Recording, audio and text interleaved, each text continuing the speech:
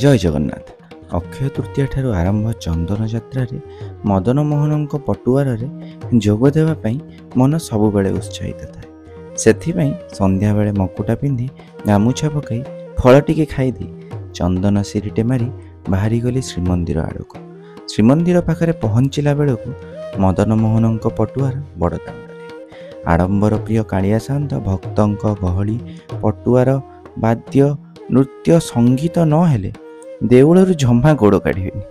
ସବୁ ବର୍ଷ ଭଳି ସେହି ଆକର୍ଷଣୀୟ ଦୋଳାୟମାନ ମଣି ବିମାନରେ ମଦନମୋହନ, ଭୂଦେବୀ, ଶ୍ରୀଦେବୀ, ରାମକୃଷ୍ଣ ଓ ପଞ୍ଚ ମହାଦେବଙ୍କ ସହ ବର୍ଣ୍ଣାଢ୍ୟ ପଟୁଆରରେ ବାହାରି ଆସିଲେ। ଓଃ, କି ସୁମଧୁର ସେ ଭଜନର ଶବ୍ଦ! ଓଃ, କି ସୁଗନ୍ଧିତ ଚନ୍ଦନ ଓ ପୁଷ୍ପର ବାସ୍ନା! ଛତି ଓ ଚାମର ଆଲଟ ସହ କି ମନଲୋଭା ସେ ଦୃଶ୍ୟ! ସତେକି ଦେବତା, ଅପ୍ସରା ଓ ଗନ୍ଧର୍ବ ଏବେ ପୁରୀର ବଡ଼ଦାଣ୍ଡରେ ଦଣ୍ଡାୟମାନ। ଶେଷରେ ଦିଅଁ ଚନ୍ଦନ ବିଜେ ହେଲେ ଓ ଚନ୍ଦନ ଯାତ୍ରାର ଦିନ ଚାପ ସରିଲା। ଜୟ ଜଗନ୍ନାଥ।